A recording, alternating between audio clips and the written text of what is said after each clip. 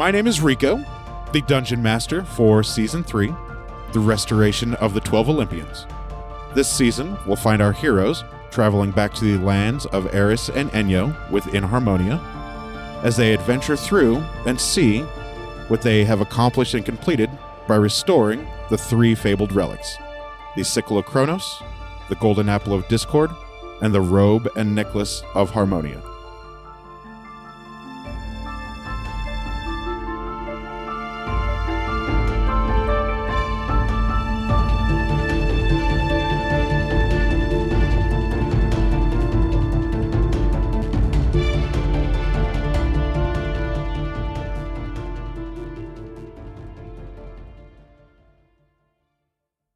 We'll start with Deborah.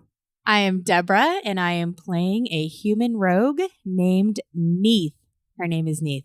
And I'm Matt, playing a dragonborn monk named Ari Futan. And I'm Daphne, and I play Gilcyra Venfire, who is a halfling druid. I'm Jenna. I am a cleric elf, and my name is Lix Balzator. And my name is Rico. I am the Dungeon Master for Season 3 of the campaign. All right, so we are going to get into the second round of matches. You guys each had to fight in a total of 4, so 1 down, 3 to go. Theobald and the Bahamut Paladin have finished up their match. Theobald was obviously the victor, as the Bahamut Paladin was nowhere near the Master of War that Theobald was. Theobald did not kill him. Theobald just knocked him out and carried the Paladin over his shoulder back down the opposite end of the ramp, where he had originally entered. Hold on, I got an itch in my ear. All right, then you guys have been healed. You've received your healing. You were back up to full hit points. And you have some downtime to talk with each other if you would like, or we can get right into the matches. Does anybody want to interact with any of the party members before we go into the matches? If not, it's totes okay. Jelly, how you feeling? Oh, I'm okay. That last fight kind of wiped me out a little bit, though. That was rougher than I was expecting. But it was fun to, give Ares that blood sacrifice. I hope he's happy with it. I felt pretty good. I was a little embarrassed by that initial. I let him initially get on me, but yeah. It was pretty cool to watch, to see the thing you did with your dagger. Yeah, I got a lot of blood on me, though. Mm-hmm. Yeah, that makes sense in the Tournament of Blood.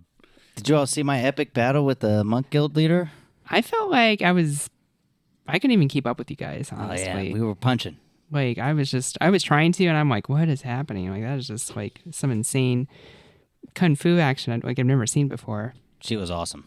How do you guys feel about the next fight? I hope that works out real well for recruiting from the monks. I'll feel like a job well done. I don't know who I'm facing, but, I'm ready to go. Rico knows who you're facing. It's going to be a blast. You're going to love it. I'm ready to pop off. Get my butthole punctured. What? You're gross, Ari. All right. I mean, I know we've been through a lot together, but I still think you're weird. I spare no thoughts for you whatsoever. Nah, I figured. Neith, your name appears on the large wooden placard above the gates. Oh, my turn. You're up, Neith. I'm up. Good luck. Make sure daggers are loose and everything's all within hand's reach. I hope you didn't have to piss. I don't pee ever. Don't think about poop while you're in there. So the gates open for you. You are free to walk up the hill to go back into the arena if you would like.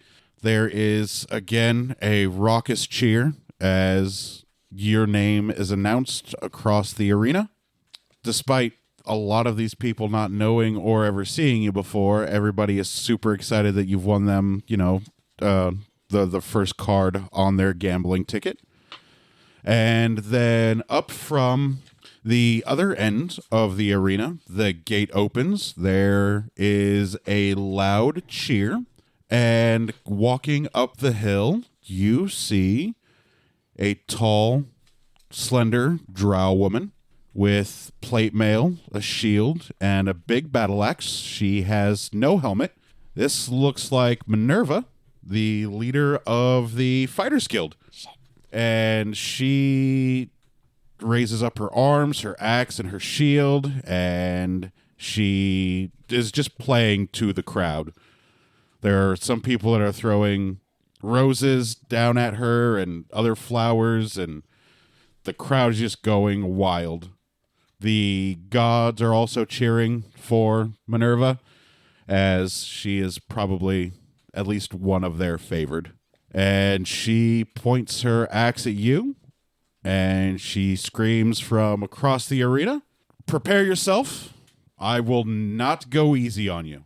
And she steps into the center of the arena. She does not charge at you. She's waiting for you to come up to her, because she saw what happened the last time some idiot with a shield charged at you. Did not end well for him. It's the luxury of being seated higher. You get to watch other idiots fight. What do you do? Neith takes a nap. Yep. What Neith does. No, I'm just kidding. She's just... Having to look over her sheet to see what she can do. I'm thinking stab, probably. How far away is she? She's in the center of the arena. You have just walked up the hill, so you're probably about 60 feet away. 60 feet. So 200 I start like doing one of those like sidestep things to start going around like the outside Oh, okay. the arena, Rock on. like Yeah. keeping her like eye contact, but just start like moving. Oh, okay. So you're Around her. like, circling. Are you Yeah. getting closer to her as you're circling around in a guarded position with your daggers up or out? Or are you just staying far away from her and circling around her? I'm staying far away from her. All right. So as you begin to circle and you're staying far away from her, her axe ignites, catches on fire with a purplish, bluish, dark hue. The axe begins to smoke. You can see the heat waves coming off of her axe. And as you are circling around one way, she is going to circle the other way to meet with you. And she has her shield up, she has her shield out, and her axe is now lit with fire. What does her shield look like? Her shield is a square tower shield. It is made of wood with a steel fleur-de-lis on it, and it looks like the wood is banded with steel. It looks like cold pig steel. It's not like polished or anything shiny. It just looks like rugged. So is like the whole Steel. thing covered in steel, or are there like wooden parts showing? No, there's wooden parts. The only part that's metal is the fleur-de-lis on the front, and then the steel on the outside, the border, and then the rest of the shield is wooden. Okay. I take one of... Does it sound like I'm really loud to you, all of you? Nope, sound fine to me. I turned you up a little. Oh, okay. I take one of my explosive arrows and I shoot it, but I'm aiming for her shield. Somewhere in the wood, in the middle top. You want to stick an arrow into the shield? Yeah, one of my explosive arrows. All right, so you shoot your arrow, and it winds as it cuts through the air. Thunk! It sticks into the shield. She spins as the arrow hits the shield, and she spins a full 360 degrees and throws her shield back in your direction. And as it leaves her hand, as it gets halfway between you and her, the arrow explodes and the shield explodes into beautiful splinters and fire. So she now has no shield, as she was pretty familiar with these arrows. She saw you plaster a rogue into paste at the heist. So she was familiar with this trick.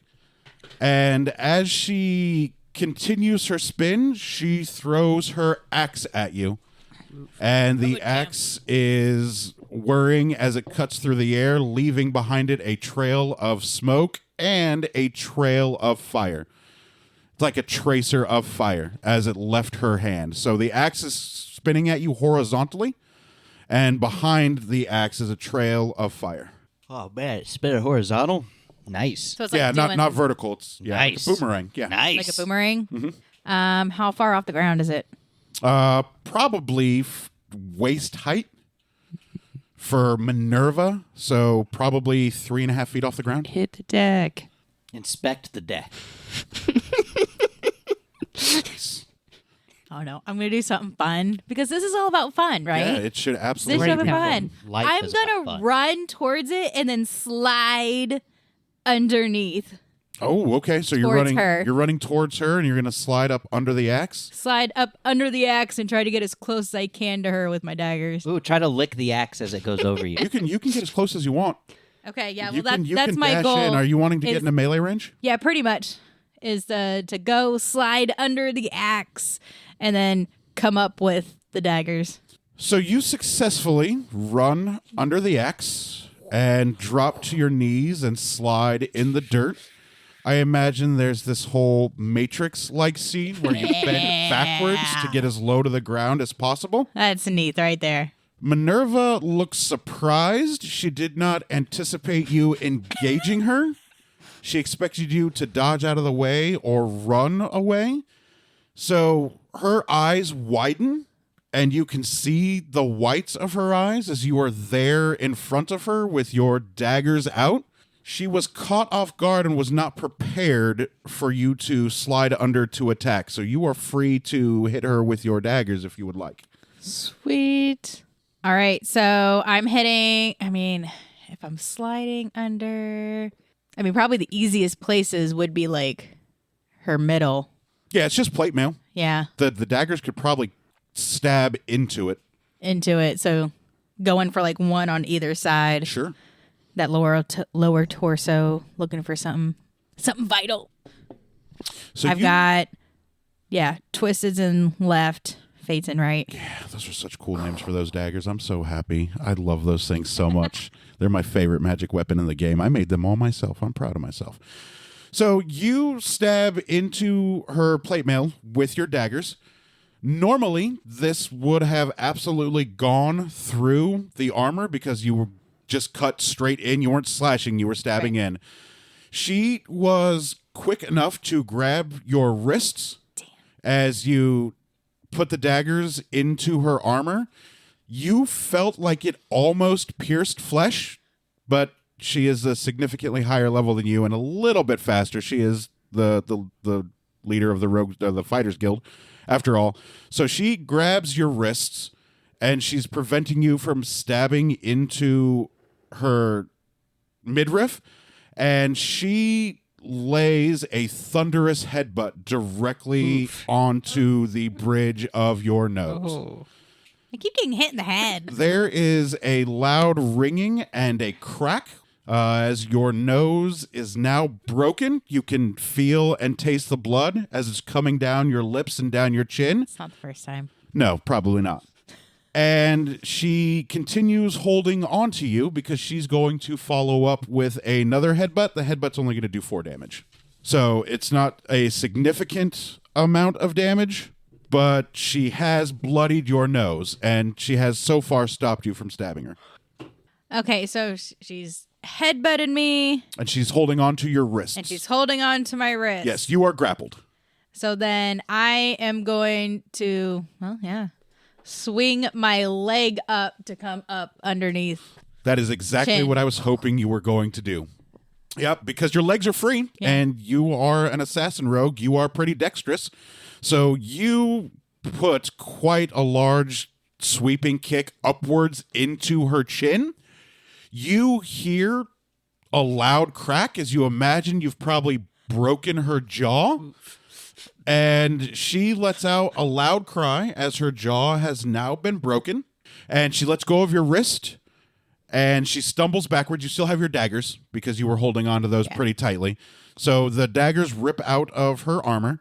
And she stumbles back. She grabs her jaw. And she puts one hand out and she motions like the come here motion. And that trail of that tracer of fire that was Uh-oh. being created by her axe begins to come back towards her as you see a large stream of this bluish purplish fire just go towards her hand, and you can hear from behind you, because of your amazing senses, being an assassination rogue, you can't be surprised anyway. I think you have a trait or something that prevents you from being surprised. I do, actually. Yeah, so you can hear the axe whirring and the fire hissing as you realize you probably have about 1 or 2 seconds before the axe is coming straight for your neck. But you know it's there. You see the tracer of fire, you hear the axe, you have a second or two to react. I dive forward towards her legs, and the goal is to, like, you know, to be underneath the axe, but like slash ankle, slash joint, tendon, something. Nice. So you dive forward with your daggers towards her legs. Yes. She is able to step back only 1 foot. Her left foot is able to step back, so you are going to connect with the dagger you had with her right leg, so that would be your left hand. Which dagger was in your left hand? Twisted. So that's poison. Oh, that's the bad one, right? I mean, they're both bad. I mean, they're both bad. One of them is worse than the other. No, I think Fate is the worst. Not by much. Yeah, That's- Twisted. That's is, the necrotic one, right? No, Twisted is, yeah, Fate is necrotic. Oh, okay. Twisted is poison. Yeah, I think that's the D4 poison. The Yes. 2d6 plus a D4. 2d6 plus 6. Oh, 2d6 plus 6. Damn. Poison on hit, d4. Oh, okay. Yeah, so 2d6 is 12 plus 6 is 18 plus 4 is 20. We'll have that 10. So you do 10 damage, and you have inflicted poison directly into her leg. Nice. She lets out another scream as poison now bites into her flesh. Fortunately, rather unfortunately, drow are not resistant to poison, just to fire. So that sucks for her. Sucks so poison, for her. yeah, poison is going to slowly seep into her veins from her legs.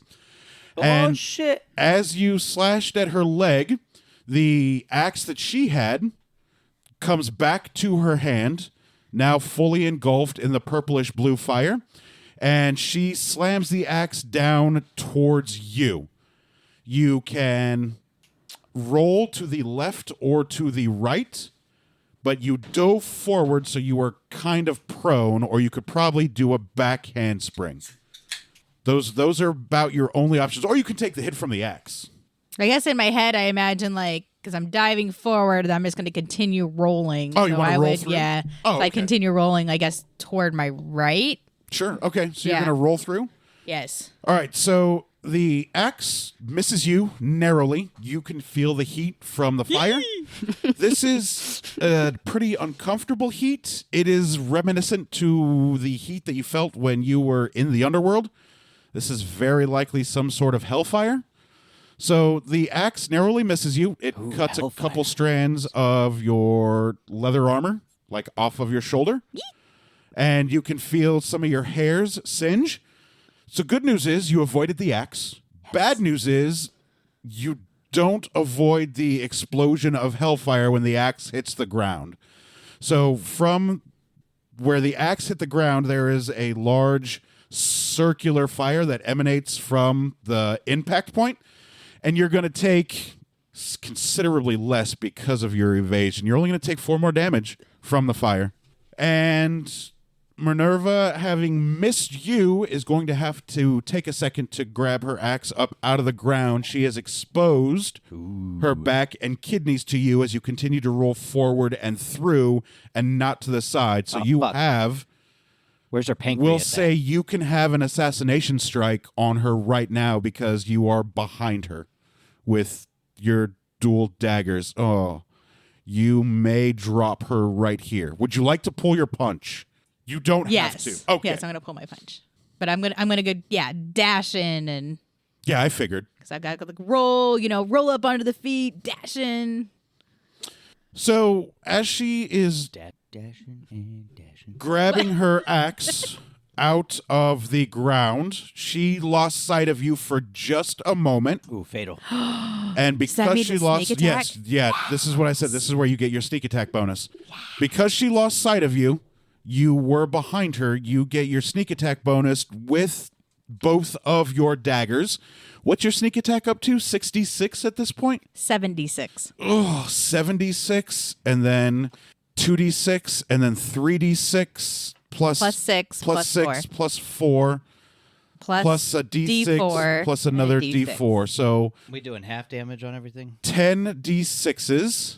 After- 7, 8, 9, 10, 11, 12, 13 D6s, 14 D6s, and a D4. What is 14 times 6 times 4 is 24. Carry the 2, 84 plus 4 is 88. Have that, 44 damage. You lay quite an impressive sneak attack directly into her back. Because you pulled your punch, you don't outright kill her, but the necrotic damage and the poison damage are going to be just enough to drop her down to 0. So she slumps forward, still on her axe, with your daggers impaled into her back. There is a large boo and outrage from the crowd because a lot of people had bet on Minerva to win, being the leader of the Fighters Guild. And Ari's just laughing. Everyone else is booing in her. Your Joey's goddess, eating. And I love it. however, jumps up out of her seat and cheers loudly, Nice. watching you have bested this fighter with sheer acrobatics and cunning, as she would have expected from you. Do we see any of the gods grimacing? Yes, you see Ares grimace. He is less than impressed that Minerva was defeated. You also see Hades grimace, who is also less than impressed that Minerva was defeated because Hades gave her that axe. You guys don't know that, but that was a gift to Minerva from Hades. Nice. But she was a worshiper of Ares, being the Fighters Guild. She lived for war and murder and killing. She loved that shit. As you Bet Ares is disappointed. Ares is hella disappointed in her. It's going to be a bad day for Minerva one of these days. But she is currently unconscious. The rest of the crowd that did bet on you is now cheering mightily. Yeah. Ari, you see your card. There is another name that burns into it. It's Neith's name, again, a second time with, a little check mark or gold star or whatever by it. So your bet is paying out pretty nicely so far. A little bit. Yeah. I mean, I put 200, so I should get like 20 profit there. So Profit, yeah. 20 is not bad. 20 profit. If we get 20 profit each time, it adds up, baby. Yeah, it sure does. It adds up. I mean, Ares is over here bankrupting the fucking money changer, so I mean, I'm not gonna get shit. Not that they can't just God magic more gold or whatever. Sure. I'm sure Ares isn't, or I mean, what the fuck does he even need it for? What is happening? just to He's just having just fun. to Just for fun. partake, yeah, for Destroying funsies. economies. Ares is not going to let her economy be destroyed by her brother. I guarantee it. Like Ares is supposed to be making war, and instead he's decided to go to war against economies. He's taking it up a level. Technically war. Yeah, no, for sure. He's taking it to a future level where fucking wars are fought with money. We destroyed your fucking economy. Good luck with all those fucking bread lines, bitches. Ha! You ain't worth taking over now. Make an insight roll. Oh. You will need this one roll. Find that D20. Oh, shit, 50. What's insight? It's wisdom. It's its own. 11. Yeah, but it's wisdom. Yeah, wisdom is the modifier. Yeah. You realize that the longer you leave those daggers in her body, the more necrotic and poison damage you're going to do to her, and you probably will very likely end up killing her. I pull them out, but I don't put them in their sheaths yet. I just hold them blades back and then And just turn around and just start walking back towards There them. is a burning, hissing sound coming from Minerva's armor. As you can see, poison and disease begin to rot her armor. It looks like it's going to eat her armor. What? Not her skin. That's already going to suffer enough damage from the impaling that you've done to her. But her armor will very likely be destroyed. And as you walk off with your back turned away from what was your freshest defeat, some other clerics and paladins run into the ring from the opposite side to get her out of the arena and onto a stretcher because they've never seen Minerva go down in a hit before. That's what us time. assassins do. First time for everything, baby. Yeah, first time. First time for everything. It's what you thieves do. I don't steal things. So I you just kill people. walk back into the arena, nary worse than what you were. I have you at 74 HP left from your max. I'm gonna go find a cleric or something. And a paladin will lay on hands you for insignificant amounts of damage. How much time is between My these 8 damage. rounds? 5 to 10 minutes as they clear out the blood. And Well, I'm okay. I'm in like from Neith's first round to her second round. Like, how much time is elapsing between everyone else getting their first round? oh, okay. So for every fight, we'll give it half an hour. So from her first fight, then getting healed, the 10 minutes to clear the arena, and then the next fight, 30 minutes. You guys probably get 40 minutes in between fights. Not enough time for a short rest. Good try. Good try. Well, I don't know how many people entered the tournament. You know, how long is each fight gonna last? You know, we got 100 people in round Well, one. we were at the bottom, so we had to we're gonna fight a lot. Well, yeah, we're gonna fight a lot, but Yeah. Was it, there's a lot of people. was there enough time for me to get some food for Joey to eat a little bit? Is there any food? Oh, there's the gotta be Yeah, contestants? there's absolutely food. Okay, well that's what There's not vendors. They're nobody has any coin on them in the arena to buy stuff, but you can get food. There are Cold lecterns beer. of fresh water, and there are tables of meats and breads and cheeses, protein, high energy stuff, bananas, fruits, Did you bring your vitamin C. never-ending baklava? She did, No, but if it's she been did, it's in her confiscated. pack that's been confiscated. Yeah. Well, I've just been eating this whole time, basically. Yeah, of course Snacking you on have. grapes. Yeah, and and shit. during Neith's fight, I was just like, Is there any watching food? Because you. if there's food, I want to eat some. I was just like watching you and eating a bunch of meat at the same time, just like. Congratulations on your second fight. Look Thank at you. the shadow of the mic on Rico's shirt. That's Looks like fun. a penis. Dick. Yep. Okay, that's not what I was. I was going thinking for. Ty. So was I. That's where I went. This is to. clearly a dick, y'all. fuck? What are you talking about? See the bulbous head? Yeah, that's clearly a penis. Yeah. Or I thought it was just fun that Don't it looked worry, like Matt. he was I saw talking the into penis. his shirt. I also saw the penis. I'm looking at you and all I see is a penis. That's all I can see now. Jeez. Nope, still just see a mic. Oh my gosh. Yeah. Good times. Good times. Do we need to leave you two alone? Me and my shirt and my shadow dick? Absolutely. And me as the watcher? Ari could see it. He can jump in the shadows. Oh, yeah. I burst forth from your shirt. Oh God. So there is another name that's up on the wooden placard. It is Ari's name. There has been, 10 minutes of downtime for them to clear the arena.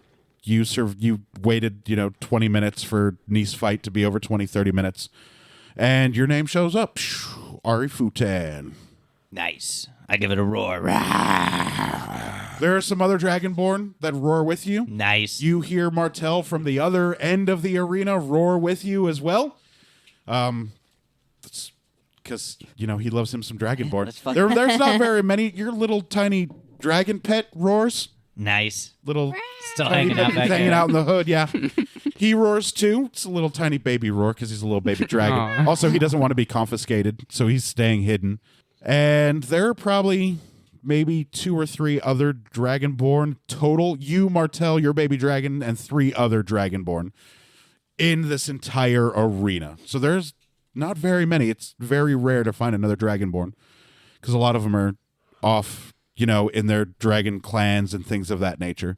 It's very, very rare that you see others outside. So you, Martel, and the 3 others is going to be a rare treat for anybody. Nice. So the gates open. Sweet. I float in on my wings. Oh, yeah. My man, that's dope as F. Because fuck walking, right? Yeah. Why walk when you can float? So you come in floating with your wings flapping. Dust is kicked up around you. There's little tiny sand whirlwinds from the massive strength and girth of your wings that's needed to keep your massive frame afloat. There are cheers from all sides of the arena. Hephaestus cheers louder than everybody else. He gets up out of his seat and he goes to the end of the arena, to stand up and watch your entire fight. As the other gate opens, no, not yet. Up walks a tiny little halfling, about 3 feet tall. You've seen this guy before. It is Perry, the Archdruid. Yes. And the whole arena cheers for Perry. You hear cheers coming from the ring of fighters down in the other end. Perry is hamming it up as he is wont to do. And he's just in Perry form? He's just in Perry form, yeah. He's not in any of his wild shape forms. Not yet. No, not yet. Yeah. And he's stopping every couple feet to wave and bow. He picks up some of the roses that were thrown from Minerva, and he smells them. He puts one in his mouth and bows to the whole crowd. He looks over at you, and he waves excitedly. Okay, I land and bow to Perry. Oh, and Perry Perry's all like, "Yee!" drops the axe. And you're all like, bow. He spits the rose out, and then he puts one fist over one open palm, and he bows reverently I love it. to you. And he gets into, like, as much as a stance as a little 3-foot halfling can. About to get my ass kicked. He's got You are. one right foot in front of his left foot. He puts both of his hands out wide open, like bear claws, but they're just bare open hands. And he slowly begins to inch towards you little by little. And as he's inching towards you, you see these flashes of different colors of magic. Oh, shit, I'm tripping. It's yeah, you would think so, but you've seen this spell before. Jelly has used it. It's different aspects of different beasts. Perry is buffing himself. Of course. Like it's what the aspect of the ox or Oh, yeah. It's called enhanceability, I think. enhanceability, Yep. yeah. So you see these different, you perceive it as key. To Perry, it's his magical essence. You see flashes of yellow, red, blue, violet. And he is getting a rather large grimace on his face. Not grimace, sorry. Grin. Grimace denotes pain. He's not in pain. He's grinning because he's excited for this fight. He watched you whoop the monk guild leader's ass, and he wants this fight. And he steadily walks to you still in Perry form. He hasn't wild shaped at all. He's just cast his buffing spells, and he's going to keep walking towards you with his hands outstretched like he may try to block or defend. And he's slowly going to walk towards you. He's not going to run at you. He's not going to dash. He is slowly going to walk in your direction. You ready? More than I've ever been. Let's do this thing. And I'll dash forward and try to land a punch. And you dash with my badass such gloves. a quickness that you kick up a trail of dust behind you. I am super fast. Yeah, I know. I'm at you like- are I'm at incredibly fast. You're like 55 50 right walking now. speed. Yeah. Yeah. So And what? 110 dash, dash? 110. Yeah. So you dash incredibly quick. Perry's eyes get really, really wide, and you see him with an open mouth grin. As where do you hit him? I'm gonna just go for like. Let's see, if I was going to dash up and Perry's like a 3.5. Jesus Christ. I guess I'm going for his goddamn head. He's so fucking short. I mean, I'm not going to try to go fucking real low for a stomach punch. I mean, I'm just going to fucking go like. And you land quite a furious blow on his head. Because I think he knows I'm not going to kill him, so. Yeah. This isn't I rude. think he knows It's too. fight. But as you hit him in the head, you hear a large stone crunching sound. Ugh, gross. Uh-oh. It's not bone that's crunched. It's But not my you- gloves, is it? Nope, it's not your gloves. He's standing there. He takes the hit, So I'll just go cry. and there are pieces of stone that begin to crumble off of his face. Jelly, you know what this spell is. Stone skin. Mm-hmm. Yep. Perry guarded himself for your punch because he knows he is not going to be able to go blow for blow with you. He armored himself. So you successfully landed your first hit. You can follow up with your extra attacks. Okay, I'm gonna get the bonus action of the unarmed strike and Thunk. punch again. Is he taking any damage, or is the stone skin like defeating damage? He will take some damage. Okay, It will not be as significant as what you did to the monk guild leader because she didn't have unnatural magic armor. Okay. But Perry also has bark skin and multitude of other high-level druid defense spells. Okay, so this is going to be a harder fight for you than the monk was. Sure, I'll get that bonus unarmed strike in there, and then with my extra attack, I will give it another punch and spend a key point to do a stunning strike. Ooh. So that's he's gonna be stunned. Hopefully, is he gonna like defend against stun? He's No. gonna roll. Okay, so stunned. Yeah, so he's Till the end of my next turn, so I'll just get a free turn. You'll here get a before free he turn, starts yeah. whooping my ass with magic. So he is now stunned. You see the grin still on his face. You've seen Paranoia Agent, right? Yeah. You've seen that crazy grin that the imaginary Bat Boy had with his big tooth. Perry's grin looks like that. Yeah, this dude's crazy. Yeah. Yeah, and he's not deflected any of your blows. Well, he can't anymore now because he's stunned there just like that. So you can get another set of blows in if you would like. Yeah, I mean, I'll spend a key point for flurry of blows on. Might as well, right? Couldn't hurt. that one, You've got and then- what? Four? You only used what? 2, 3? Oh, you've used 3 after that stunning strike, right? Yes. So you still have another 11. Yes. Yeah, this is going to be a fun fight. Perry's going to love fighting you. So you can go ahead and get your attack, your extra attack, your unarmed strike, and your flurry of blows. Oof. Okay, so I did attack, unarmed, extra attack, so I'm at 3 punchies, then stunned him, and so then 2 more punchies. So 5 on this round before then I get to go again because he's stunned, baby. So I guess I'll and I got these gloves, baby. I'm using the gloves too. They're so awesome.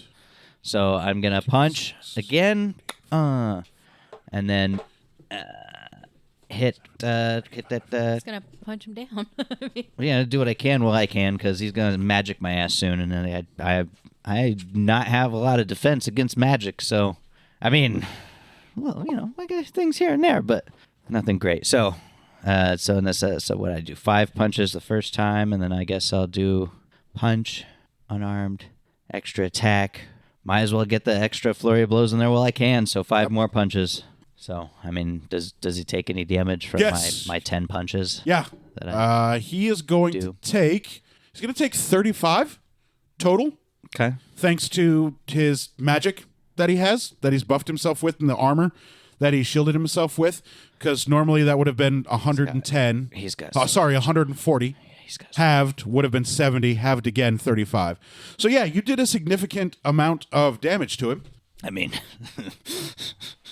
Well, I mean, if that Cut wasn't like halved, HP, that's yeah. enough damage to paste somebody if we're just doing max damage on the dice. yeah. 140 is not an insignificant amount of damage. Sure. That's a lot. Yeah. And It's more than what I got. after you land all of those blows, each blow echoes throughout the entire arena. You're familiar with One Punch Man, right? Yeah. Every time he punches somebody, there's an explosion of smoke and dust behind the person he punches. So you've left now maybe a 1.5, 2 foot divot of lowered ground where all of the dust and stone have been blown back towards the opposite gate. And Perry, after the stun drops, he looks to you and he says, I have been waiting for this moment for the entirety of my life. And then he grabs your fist with his open hands. Sure. And he wild shapes into a massive silverback gorilla. Okay. Nice. And he begins to squeeze your hands. The strength of a silverback gorilla, and with the buffs Perry has, you can feel the bones in your hands begin to fracture and break.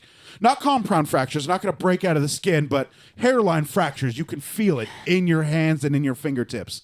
Oh no. And then Perry lets oh out no. a large animalistic growl/roar. You've heard Pan growl and roar like this before as an intimidation factor. You, of course, are not intimidated because you know Perry has no intent to actually kill you. He's putting on a good show. But he picks you up by your hands And then he bites into your neck with his massive silverback gorilla maw. So you're going to take 6 damage from the bite. Not bad, not bad. Well, that's half. Yeah, he's not done yet. Yeah, no, he's not done yet. Don't know what's going on with your hands, but And he spits out pieces of your flesh as blood begins to drip from your neck. uh-oh. I moan. And then as he continues to grab onto your hands, he's continuing to squeeze, and he's going to get 2 slam attacks on you. Oof. And he is going with the strength of his buffs and a silverback gorilla. He's going to slam. He's going to slam. You know how much damage a slam does. Your earth elemental does slam damages all the time. And that's 3d6? 2d6? I mean, my earth elemental slam is 2d8 plus 5. Oh, 2d8. bludgeoning. All right, my bad. So we're going to go 4d8. 8 times 4 is 32. So 42, we're going to have that. So you're going to take another 21 damage from the 2 slams. And then he's going to keep gripping your fist, and he is going to just look over you and roar in your face with spittle and hot breath all over just your big, fat, dragonborn maw. And you can smell what smells like primal energy just emanating. You can feel the primal forces emanating off of his body. Being as spiritual as you are, you can feel the intensity of his magic.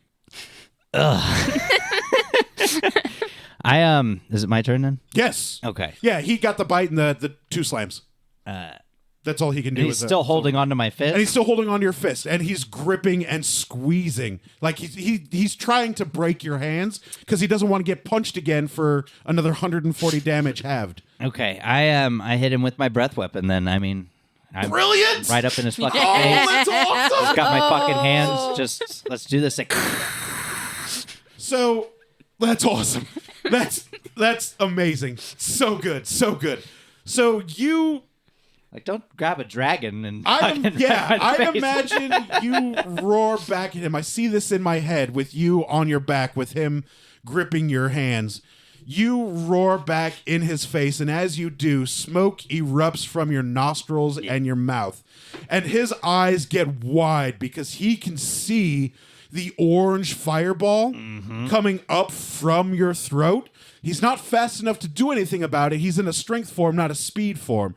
So you unleash the entire strength of your breath weapon directly into Perry's face. Oof. Oh. You and Perry are engulfed in fire because usually it's a cone that goes out, but he is over you. So what normally would be a cone is just this beam of like a Kamehameha of throwing hot fire that hits him square in the face.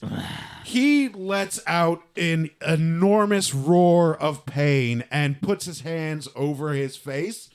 Perry has never had dragon fire blown on him before. So what fur there was from the top of his head to his chest is now gone.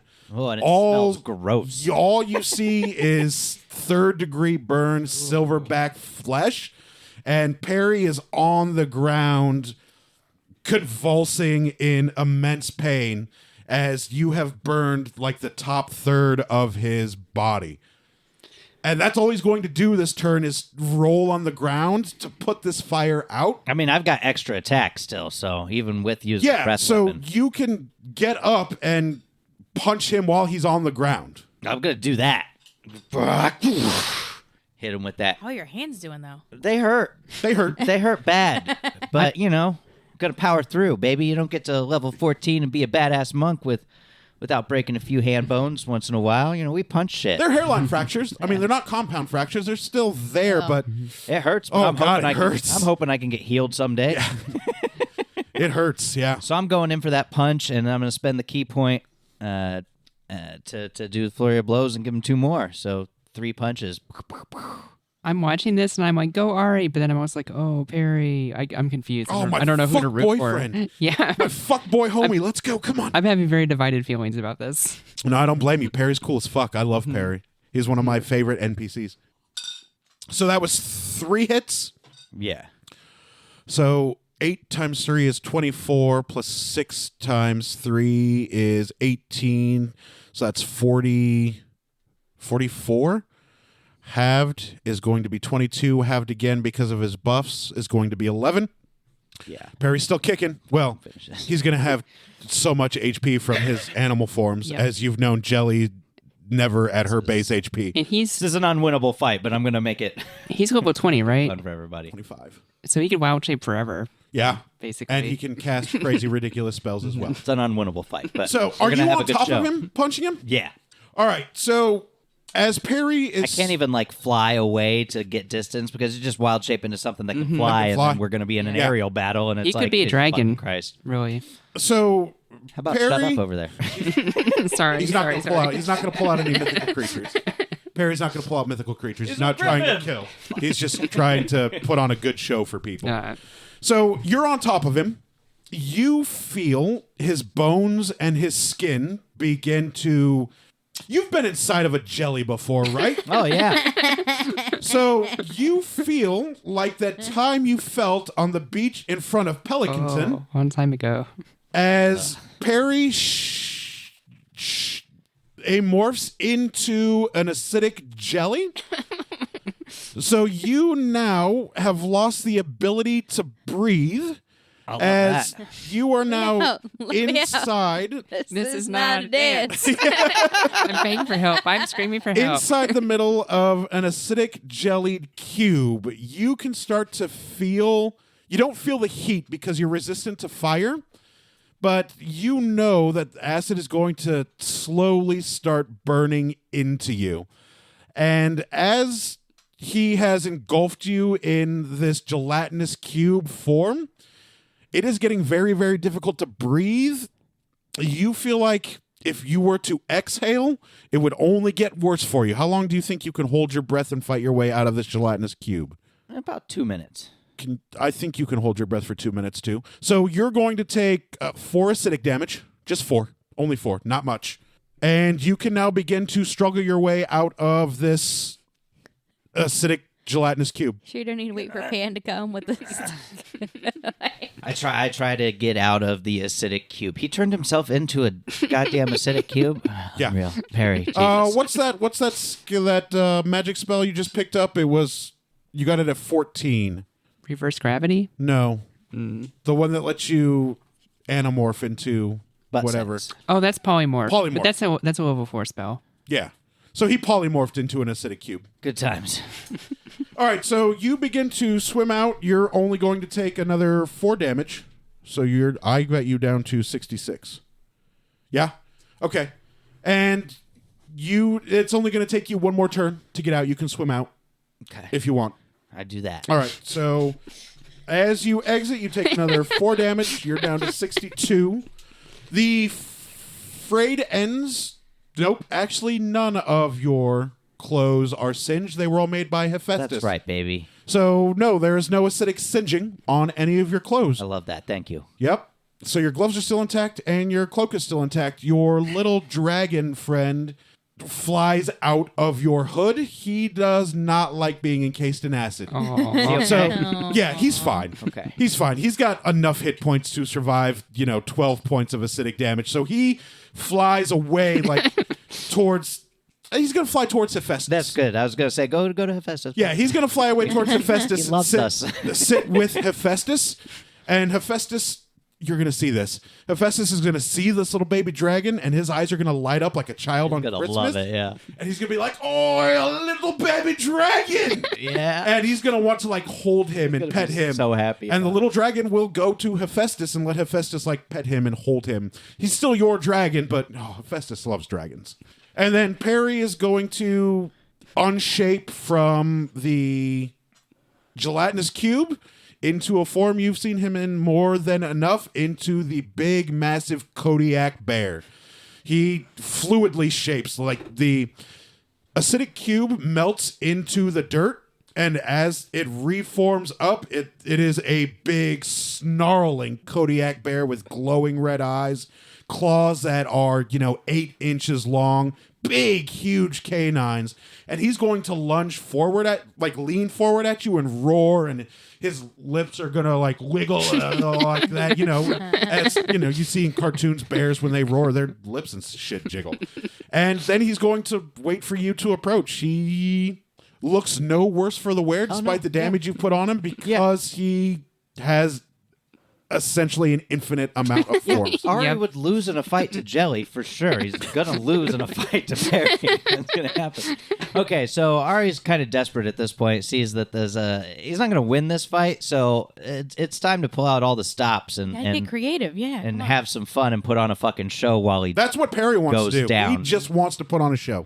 So I'm gonna fly backwards a bit. I'm gonna just dash backwards and take out the stone of controlling earth elemental out of my pocket, out of my cloak. I don't know if I've got pockets, but I've got something in there to hold shit. I mean, what good is a cloak? Wasn't that? Can't have. I wouldn't have kept it in my bag, baby. It's a stone. Oh yeah, Keep it you're on. right. Your cube of force is in the bag, that's but your in the stone bag. is not. For sure. But the stone I've got. Okay, so I'm gonna toss that out and yell the word genuflect, and the earth elemental's gonna rise from the ground. It's stone, baby. It's an earth elemental. It's doing its thing. So- it's rising up. It's big. It's in front of me. It's not behind me. That'd be weird. And I'm trying to get a little bit more distance and be in the air. So you flap your massive wings to jump back. Sure.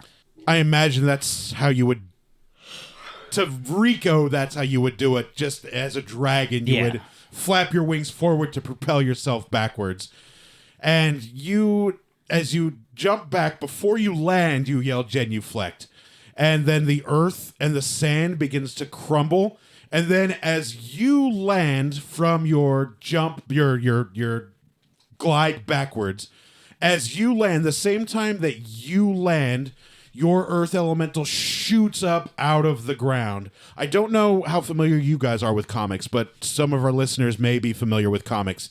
There is a Spider-Man villain called Sandman, who is made entirely out of, he can be made out of sand. So as you land, your earth elemental shoots up made out of this like fluid amorphous sand. It is still an earth golem. Its fists are made out of cobblestone, out of the cobblestone that's under the sand, but its body is made out of the sand. Like if someone were to punch into this earth golem made out of sand, their fists would go through the body and not do any sort of significant damage. Huh.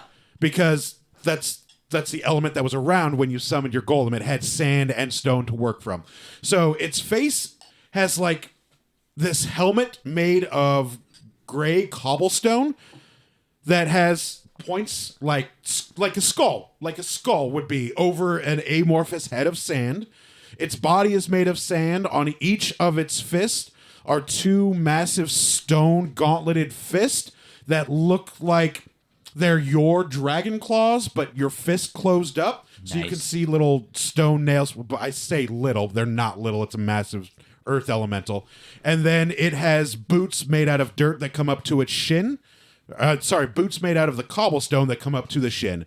And Perry lets out a laugh to the best of his ability in a Kodiak bear form.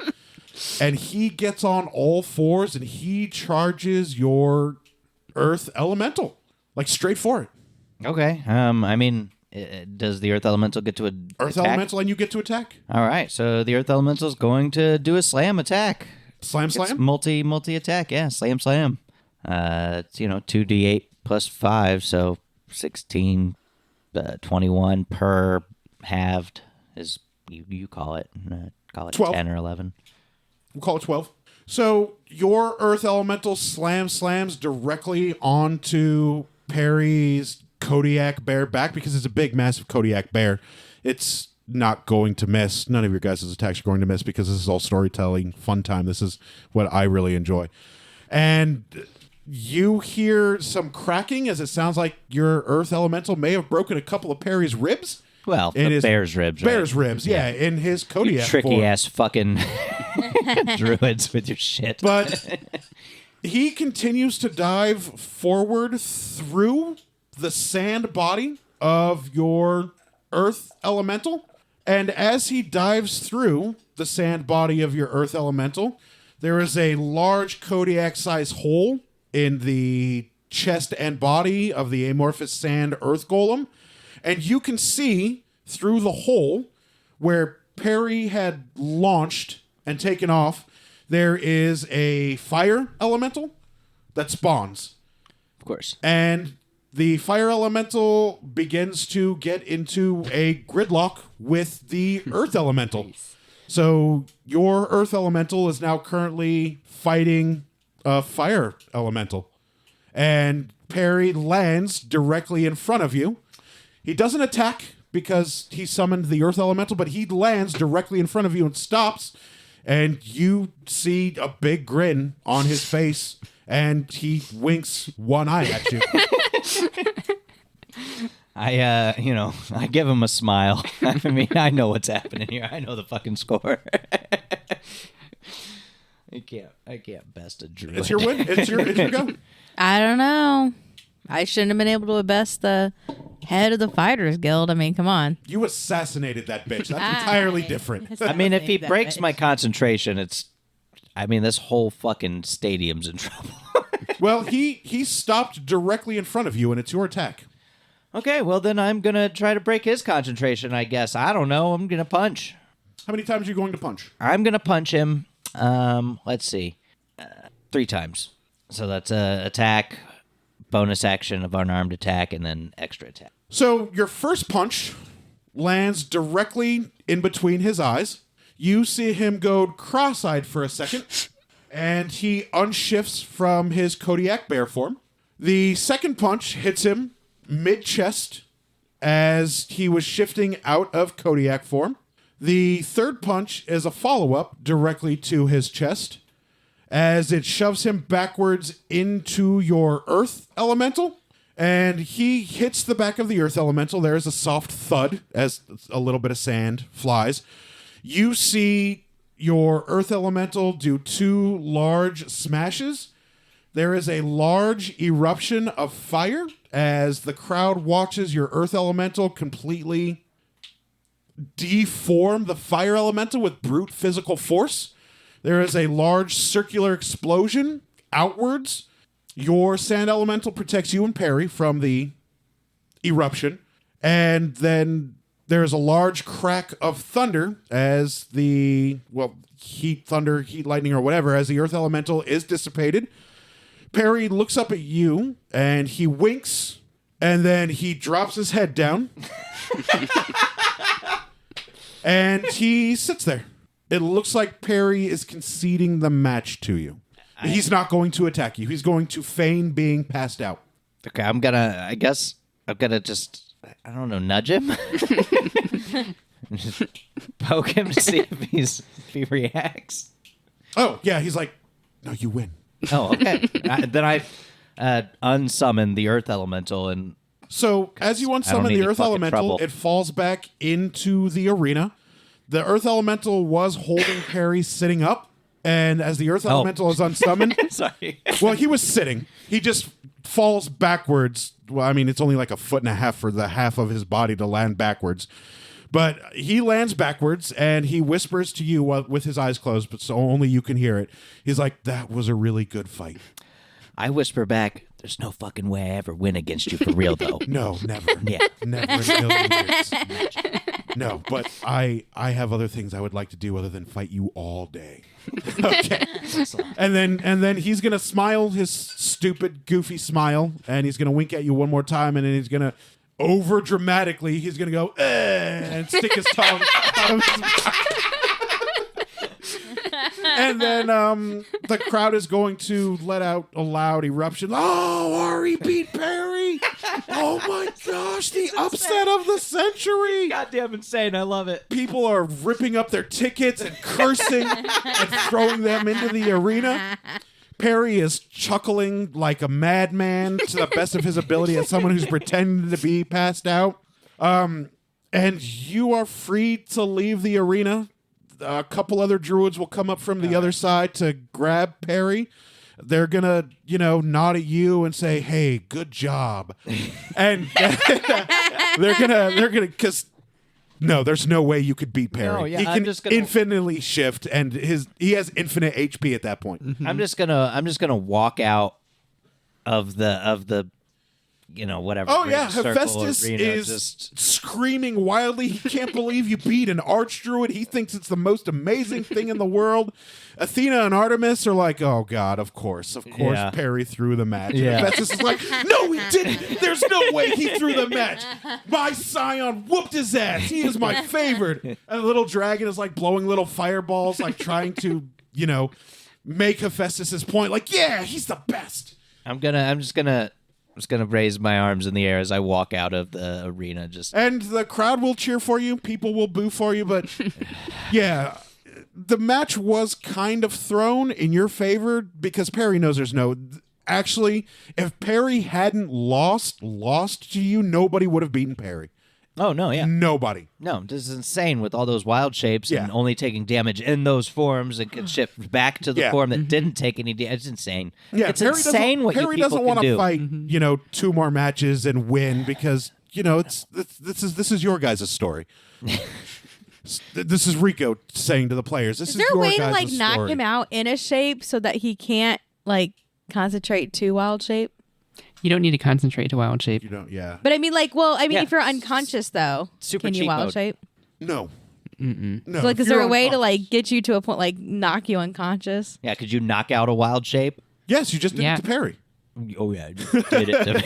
With 3 punches, you knocked him out of Kodiak and slammed him into your golem and made him go, eh. No, you're right. I did do that. Yeah. So, yes, if you were to take any one of the wild shapes forms to 0 HP to knock the player unconscious, they would go back to their druid form. They just automatically go back to druid form. Yeah.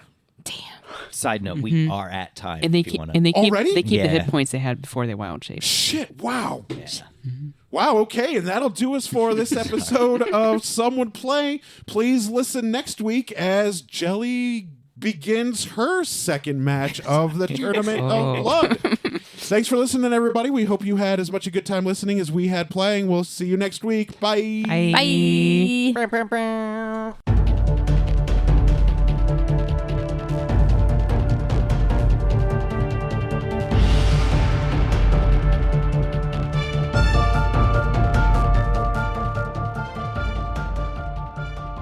Thank you for listening to Some Would Play, a production of the Outsanity Network. Join us again next week as the story continues.